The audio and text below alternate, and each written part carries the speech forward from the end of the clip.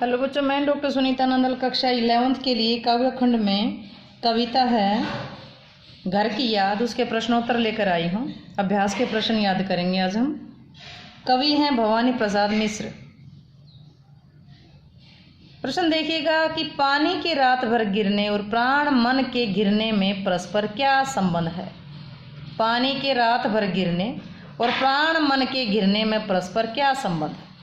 रात भर वर्षा होने से कवि को घर की याद आ जाती है, क्योंकि कवि घर पर रहते हुए वर्षा के समय यानी कि बारिश के मौसम में खूब आनंद लेता था। इस वर्ष कवि वर्षा के समय जेल में बंद है, घर से दूर है। ऐसे में वर्षा के आने पर कवि को घर की याद आ जाती है। कवि के प्राण और मन घर की याद में बेचैन हो उठते हैं, व्याकुल हो उठते हैं। उधर वर्षा की झड़ी लगी हुई है, अर्थात लगातार बारिश हो रही है। इधर कवि का मन लगातार घर की यादों से घिरा हुआ है, कवि को घर की याद आ रही। अगला प्रश्न देखिएगा, मायके आई बहन के लिए कवि ने घर को परिताप का घर क्यों कहा। परिताप का अर्थ है दुख। मायके में बहनें बड़ी खुशी से आई होंगी कि वहाँ जाकर के प्रसन्नतापूर्वक कुछ दिन व्यतीत करेंगी, किंतु वहाँ पहुंचकर उन्हें पता चला कि उनके भाई यानी भवानी प्रसाद मिश्र को आंदोलन में भाग लेने के कारण कारावास की सजा हुई है, जेल की सजा हुई है। इस समाचार से उन्हें बड़ा दुख हुआ होगा। घर के अन्य सदस्य भी दुखी हैं, इसलिए बहनों को मायके का घर परिताप का अर्थात दुख का घर लगा होगा।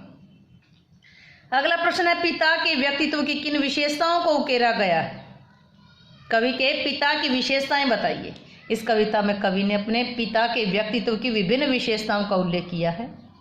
जैसे उनके पिता वृद्धावस्था में भी कमजोर नहीं हैं, प्रतिदिन खूब व्यायाम करते हैं, इतने फुर्तीले हैं कि इस उम्र में भी दौड़ लगा सकते हैं, इतने उत्साही हैं कि मौत से भी नहीं हिचकते, शेर से भी नहीं डरते। उनकी आवाज़ में तूफान जैसी गर्जना है, बादल जैसी गर्जना है, तूफान जैसी तेजी है। वे आस्थावादी हैं, लेकिन उनका हृदय मक्खन के समान कोमल है। वे अपनी संतान के जरा से दुख से भी व्याकुल हो उठते हैं और उनकी आंखों से आंसू बहने लगते। अगला प्रश्न है, निम्नलिखित पंक्तियों में बस शब्द के प्रयोग की विशेषताएं बताइए। बस बार बार आया है। मैं मजे में हूँ सही है, घर नहीं हूँ, बस यही है, किंतु यह बस बड़ा बस है, इसी बस से सब विरस है। कवि ने बस शब्द का अनेक बार अलग अलग अर्थों में प्रयोग करके यहाँ पर यमक अलंकार का प्रयोग किया है, जिससे काव्य सौंदर्य में वृद्धि हुई है। सबसे पहले कवि कहता है कि मैं यहाँ पूर्णतः बस ठीक हूँ, बस केवल यह बात है कि मुझे घर की याद सता रही है। दूसरी बार बस केवल बस शब्द का अर्थ भी केवल ही है, अर्थात बस इतनी सी बात है। तीसरी बार के बस का अर्थ है मजबूरी, विवशता। चौथे बस का अर्थ भी मजबूरी है। 4 बार बस शब्द का प्रयोग हुआ है। पहले बस का अर्थ है कि मैं यहाँ पूर्णतः ठीक हूँ, बस का मतलब यह केवल ये मैं यहाँ ठीक हूँ, बस केवल ये बात है कि मुझे घर की याद आ रही है। दूसरी बार भी बस का अर्थ केवल है, और तीसरी बार भी बस का अर्थ है मजबूरी, और चौथी बार भी बस का अर्थ है मजबूरी, विवशता। इस प्रकार कवि ने सहज शब्द बस का प्रयोग करके, चमत्कारिक प्रयोग करके काव्य सौंदर्य और अर्थ सौंदर्य में 4 चांद लगा दिए हैं। श्री भवानी प्रसाद मिश्र के काव्य शिल्प की यही सबसे बड़ी विशेषता है। अगला है कि कविता की अंतिम 12 पंक्तियां पढ़कर कल्पना कीजिए कि कवि अपनी किस स्थिति व मनस्थिति को अपने परिजनों से छिपाना चाहता है। अंतिम 12 पंक्तियां क्या है कि हाय रे ऐसा ना कहना है कि जो वैसा ना कहना, जो न कहने देना जागता हूँ, आदमी से भागता हूँ, कहने देना मोनू में, खुद न समझू कौन हूँ मैं, देख न कुछ बक न देना, उन्हें कोई शक न देना, हे सजीले हरे सावन, हे कि मेरे पुण्य पावन, तुम बरस लो वे न बरसे, 5 वे को वे न तरसे।